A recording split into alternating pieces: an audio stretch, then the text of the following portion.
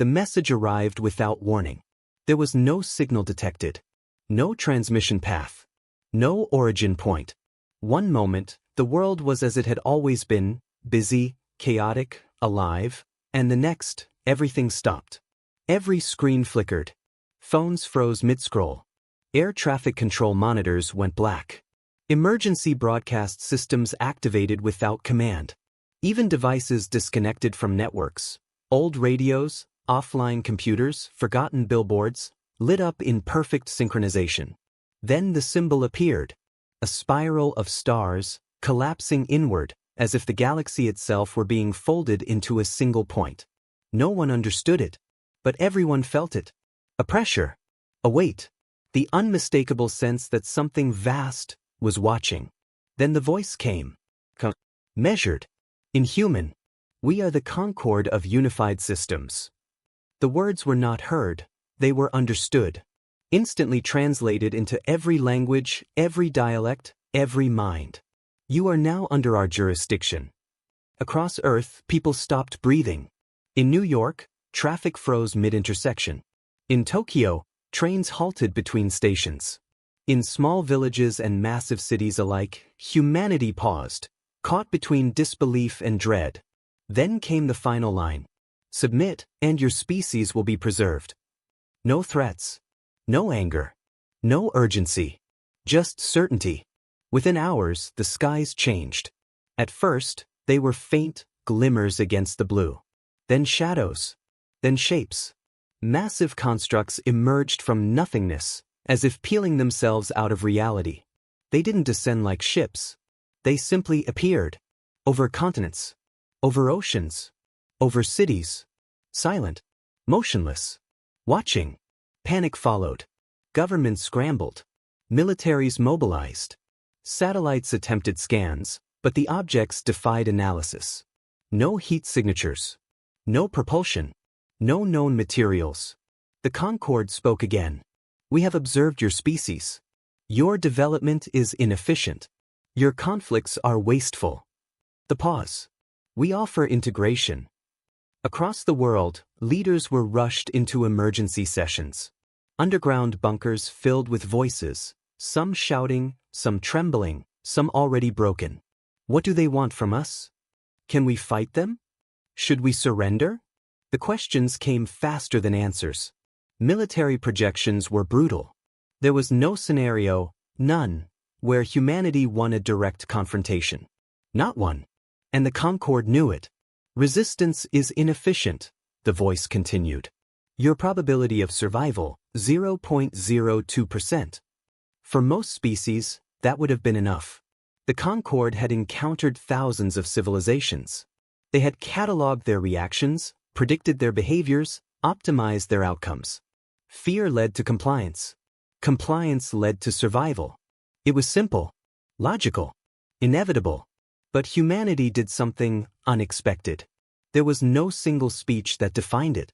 No unified command. No moment where the world stood together in perfect clarity. Instead, it began in fragments. A soldier, staring up at the impossible shape above him, muttered, "No." A woman in a crowded subway station, clutching her child, whispered the same word. "No." Online, across fragmented networks and failing systems, the message spread, not as an order, but as an idea. A refusal. Not loud. Not organized. But persistent. We do not kneel. In Geneva, deep beneath layers of reinforced steel, world leaders faced the impossible. "We can't win," one of them said, voice hollow. "You've all seen the projections." Silence followed. Then another voice, quieter, but steadier. "Maybe not." Heads turned. The speaker wasn't a general. Not a politician. Just an advisor, someone who had spent their life studying human history. "We've never been the strongest," they continued. "Not the fastest.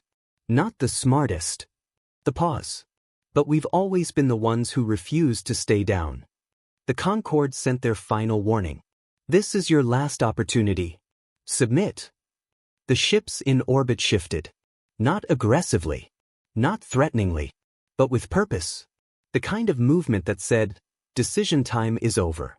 Across Earth, something changed. The panic didn't vanish. The fear didn't disappear.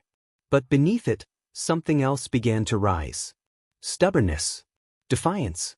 Humanity had faced extinction before, ice ages, plagues, wars of its own making. Each time, it had survived. Not because it was destined to, but because it refused not to. The official response, when it finally came, was simple. No grand speech. No elaborate declaration. Just a transmission sent back into the void. A single line. No. For the first time since they began cataloging intelligent life, the Concorde hesitated. Not for long, but long enough to notice something was wrong. Their models had not predicted this. This wasn't how it was supposed to go. High above Earth, in the silent void of space, the massive ships adjusted. New calculations ran. New probabilities formed. And for the first time in centuries, the Concorde revised a number. Not enough to matter. Not yet. But enough to register. Human resistance, ongoing. On Earth, the lights flickered back to life. Not because the danger had passed, but because the fight had begun. Humanity had been given a choice. Submit or be erased. They chose a third option. They chose defiance. The Concorde did not rush. They had no need to. Time, to them, was a resource measured in civilizations. Entire species had risen and fallen in the span of their calculations. Humanity was brief, fragile, temporary. Defiance changed nothing. Or so they believed. The first descent began 12 hours after Earth's refusal. There was no dramatic invasion. No fiery rain from the skies. Just silence. Movement. From the massive constructs in orbit, smaller shapes detached. Featureless. Perfectly symmetrical. Drones. They entered the atmosphere without resistance. No heat trails. No sonic booms. Gravity seemed optional to them. Their targets were precise. Power grids. Communication hubs. Military command centers. Not to destroy. To control. On the ground, humanity watched. And waited. The first drone touched down outside what had once been a data center in northern Canada. It hovered inches above the ground, scanning, calculating. Inside, a team of engineers and soldiers held their breath. "Do we fire?" one whispered. The commander didn't answer immediately. The drone hadn't attacked. It hadn't even acknowledged them. It simply assumed dominance. That was the moment humanity understood. This wasn't a war of survival. Not yet. This was assimilation. Now, the commander said, the building erupted. Not in a single explosion, but in a cascade of controlled chaos. EMP bursts, shaped charges, improvised interference fields, everything humanity could throw together in hours, unleashed at once. The drone flickered. For a fraction of a second, it hesitated. That was enough. The final charge detonated. When the dust settled, the drone was gone. Not damaged. Not retreating. Just gone. Across the planet, the same pattern repeated. Drones descended. Humans resisted. And then, something unexpected happened. The Concorde began to lose contact. In orbit, the reaction was immediate. Unit 7 Alpha, status unknown. Unit 12 Gamma, signal lost. Unit 3 Delta, no response. This had never happened before. Not like this. Primitive species fought. They always did. But they fought openly. Predictably. They charged. They defended. They died. Humans disappeared. They struck from places the Concorde hadn't mapped. They used weapons that made no logical sense. They sacrificed assets for outcomes that held no strategic value. It was inefficient, illogical, wrong, and yet, it worked. The first confirmed kill came from orbit. A Concorde relay node, small by their standards, but critical, blinked out of existence. At first, they assumed malfunction. Then they reviewed the data. A human craft had impacted it. Craft was a generous term. It was barely held together. A patchwork of outdated materials and experimental modifications. It should not have survived the journey into orbit. It wasn't meant to. It had one purpose. To hit. Inside the vessel, there had been a single human pilot. No escape system. No return plan. Just a trajectory. The Concorde analyzed the event for 0.3 seconds.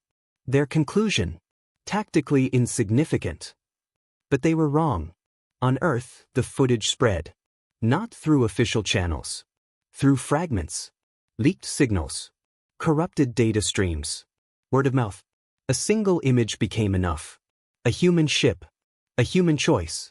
A human impact. For the first time since the message arrived, humanity saw proof. The Concorde could be hurt. Something shifted. Not in governments. Not in command structures. In people. A mechanic in Sao Paulo began modifying old engines into weapons. A group of students in Berlin rewrote code meant for simulations into something far more dangerous. A retired pilot in Nevada volunteered for a mission no one expected to succeed. Humanity adapted. Faster than the Concorde could model. The second strike came within hours. Then a third. Then dozens. None of them were efficient. None of them were clean. But each one forced the Concorde to do something they had not done in centuries. Recalculate. Human behavior deviates from predicted patterns. Probability models unstable. Recommend escalation. The decision was unanimous. If humanity would not submit, then humanity would be corrected. The Concorde changed tactics. The next wave would not observe. It would enforce. Across Earth, the sky lit up. Not with fire, but with movement. Thousands of drones, no longer passive, descended in coordinated formations. This time, they would not wait. On the ground, humanity prepared. Not with confidence. Not with certainty. But with something far more dangerous. Determination. They had seen the future the Concorde offered. A preserved existence. Controlled. Ordered. Predictable. And they had rejected it. Because humanity had never been defined by safety. Or logic. Or survival. Humanity was defined by something else. And now, that choice had consequences. The Concorde would bring order. Humanity would bring chaos. And for the first time, the galaxy would learn the difference. War had begun. The invasion began without announcement. There was no warning message this time. No offer. No calculation of compliance. Only action. The sky burned. Not with fire, but with precision. From orbit, beams of controlled energy lanced down through the atmosphere, striking with impossible accuracy. Military bases vanished in seconds. Satellite networks collapsed. Entire regions fell silent as the Concorde systematically dismantled humanity's ability to respond. Cities were not destroyed. They were disabled. Power grids shut down. Communications severed. Infrastructure neutralized with surgical perfection. The Concorde did not wage war like humans. They solved problems. And humanity was a problem. On the ground, chaos spread. Without power, without coordination, without certainty, humanity fractured. At least, that's what the Concorde expected. Instead, something else happened. In the absence of central command, humanity did what it had always done best. It adapted. Small groups formed. Not armies. Not yet. Communities. Improvised, resourceful, unpredictable. A police officer in London became a field commander. A teacher in Mumbai organized evacuation routes through collapsing infrastructure. Engineers, mechanics, programmers, people who had never held a weapon, became the backbone of resistance. There was no unified strategy. Only one shared rule. Don't stop fighting. The Concorde adjusted quickly. Ground units deployed. Unlike the drones, these were different, larger, more complex, designed for direct enforcement. They moved with silent coordination, their forms shifting as needed, adapting to terrain, recalculating in real time. They were perfect soldiers. And yet, they struggled. In a shattered district of what had once been Istanbul, a Concorde unit entered a narrow street, scanning for resistance. It detected movement. 3 humans. Unarmed. Running. The unit advanced, calculating interception routes. Simple. Efficient. Predictable. Then the street collapsed. Not by accident. By design. Improvised charges, hidden beneath debris, detonated in sequence. The building above gave way, burying the unit beneath tons of concrete and steel. The Concorde marked it as a loss. Acceptable. But it kept happening. In jungles, deserts, frozen tundras, dense cities, humans turned the environment itself into a weapon. They didn't fight fair. They didn't fight efficiently. They fought to win. And slowly, the Concorde began to notice something disturbing. Human losses were high. Extremely high. Entire regions fell. Entire populations displaced. By every logical measure, humanity was losing. But the resistance wasn't decreasing. It was growing. Human persistence exceeds projected thresholds. The Concorde reviewed historical data. Species under this level of pressure typically followed one of three patterns: surrender, collapse, extinction. Humanity followed none of them. Instead, they changed. Weapons evolved overnight. Old technology was repurposed into something new. Civilian systems became military assets. Communication networks, though fragmented, became harder to track, more chaotic, less predictable. Even their tactics shifted. Humans stopped trying to defend everything. They chose where to fight and where to disappear. The Concorde found this inefficient, but it worked. In orbit, a new report circulated through the Concorde's network. Human strategy prioritizes disruption over preservation. High tolerance for loss. Behavior classified as irrational. For the first time, the Concorde assigned a new variable: unpredictability. And unpredictability was dangerous. On Earth, the resistance continued. In a ruined city somewhere along the equator, a group of survivors gathered in the dark. No uniforms. No ranks. Just people. A young man, barely more than a teenager, looked at the others. "They're winning," he said. No one argued. Because it was true. "They're stronger. Smarter. Faster." Still no argument. He took a breath. "So why are we still fighting?" Silence. Then an older woman, someone who had lost more than anyone should, spoke quietly. "Because they think we'll stop." The group looked at her. "They think this is a calculation," she continued. "That eventually we'll see the numbers and give up." The pause. "They don't understand us." Outside, in the distance, the faint hum of a Concorde patrol echoed through the ruins. The woman stood. "We're not fighting because we think we'll win." She picked up a weapon, crude, improvised, but functional. "We're fighting because we don't know how to quit." And that was something the Concorde had never encountered before. In orbit, the models ran again. Faster. Deeper. More complex. The results were inconsistent. Victory remains certain. But the margins had changed. Slightly. For the first time since the invasion began, the Concorde introduced a new recommendation: increase force allocation. Because something was becoming clear. Humanity was outnumbered. Outgunned. But they were not predictable. And in war, that could be enough. The Concorde prepared their next move. So did humanity. And somewhere, buried beneath destruction and chaos, a realization began to take shape. They might not be able to win the way the Concorde understood victory. But they could make the Concorde lose. The war was changing.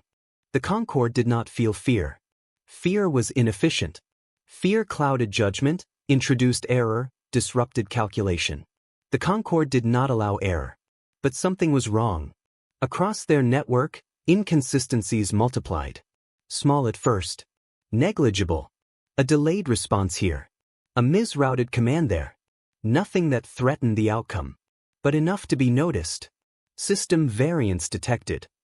Source, unknown. The Concorde adjusted. They always adjusted. On Earth, the resistance had changed. This was no longer about survival. Not entirely.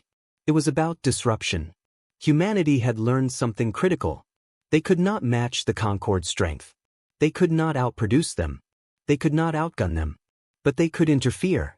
Deep beneath what had once been a research facility in Eastern Europe, a group of programmers worked in near-total darkness. No internet. No global network. No centralized system. Just fragments.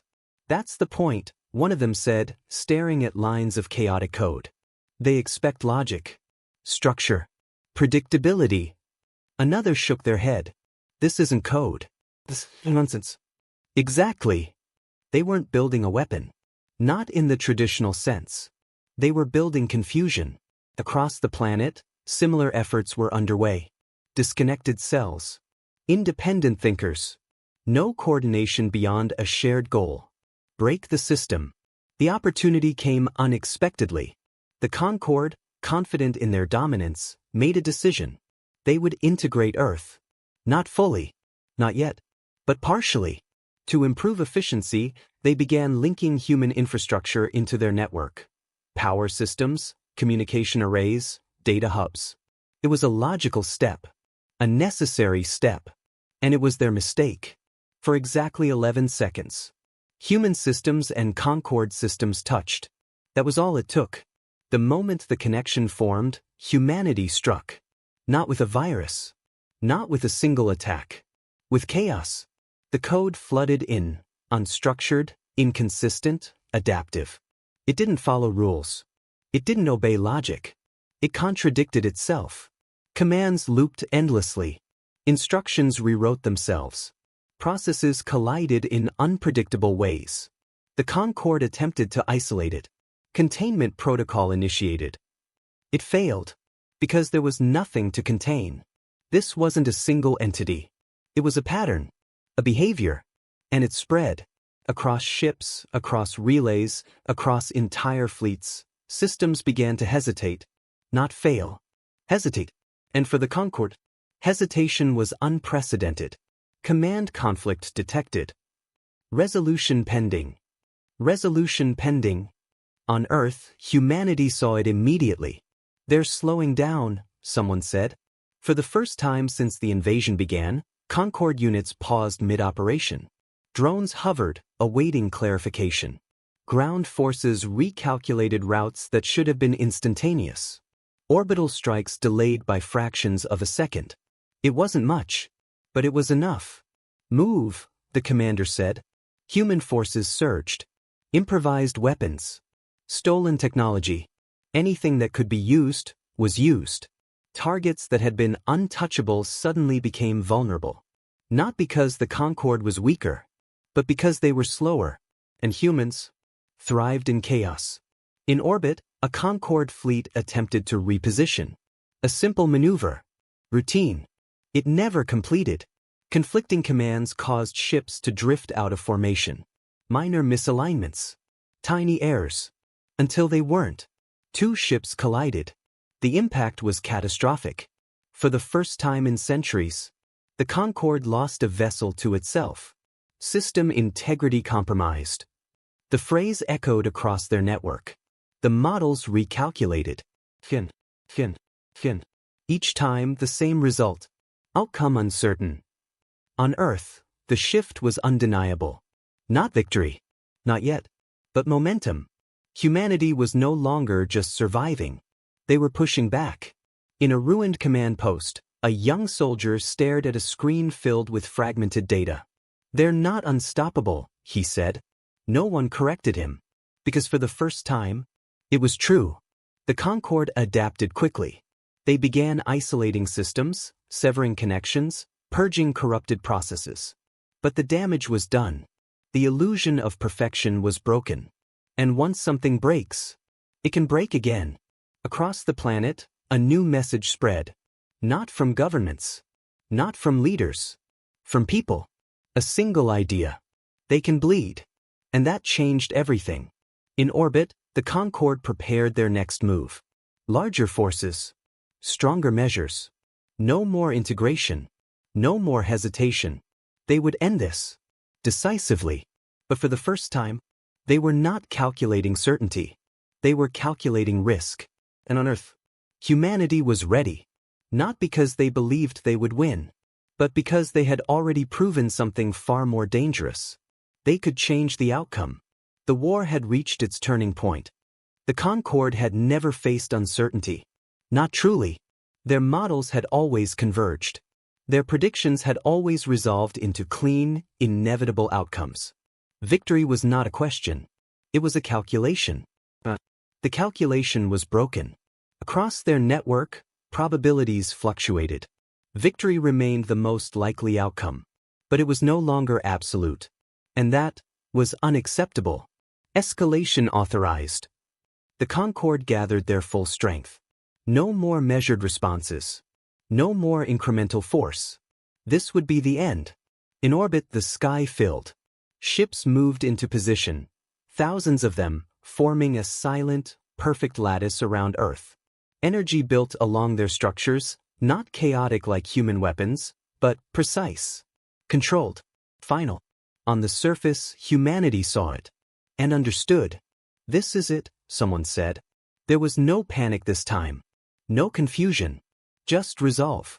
Across the planet, what remained of human forces prepared. Not as nations.